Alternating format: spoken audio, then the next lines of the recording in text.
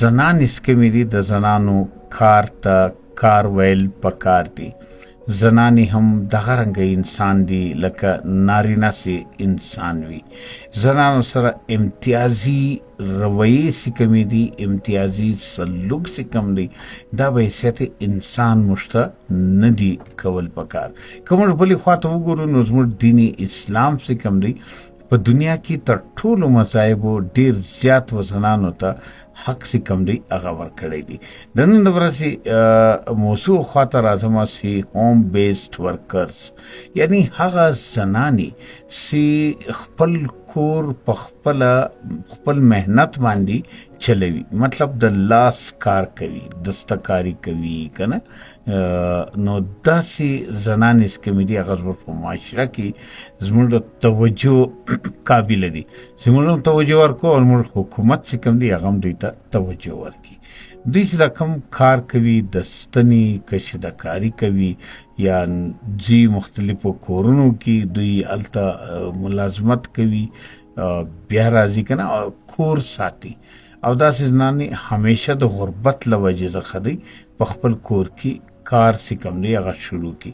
ډېرې زنانې به تاسو لیدلې وي چې هغه باقاعده یو کوچنی دکان په کور کې ولګوي، دکان که نه، او بیا د محلې د کلي زنانې چې کومې دي هغه ورته راځي نو دا سودا ورڅخه کوي. نو داسې زنانې چې هغه د ستنې کار کوي که نه، هغه کشیدهکاري کوي، بله کوي. دې زنانو سره همیشه یو زیاتوب چې کوم دی هغه دا دی چې میډل مین ورته وایي، یعنی ما ته ورسو له دې څخه دا کار چې کوم دی دا دې چې کړی خواري محنت چې په کړی وي دا د ستنې کار، دا موږ ډېر ارزانه واخو. موږ بیا مارکیټ ته لاړ سو او دا شو په ګران قیمت باندې هلته خرڅ کو. بیا د مارکیټ هغه دکاندار چې کوم دی هغه په نور ښه ګران قیمت باندې خرڅ کی. نو ګټه چا وکړه؟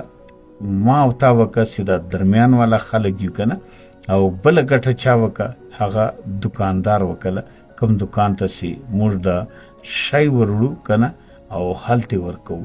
نو ګورئ دې شي ته سوچ وکړئ چې هغه زنانې ته د هغې د محنت سله چې کومه ده، معاوضه چې کومه ده هغه دومره نسو میلاو، ډېره کمه معاوضه چې کومه ده دا میلاو سوه.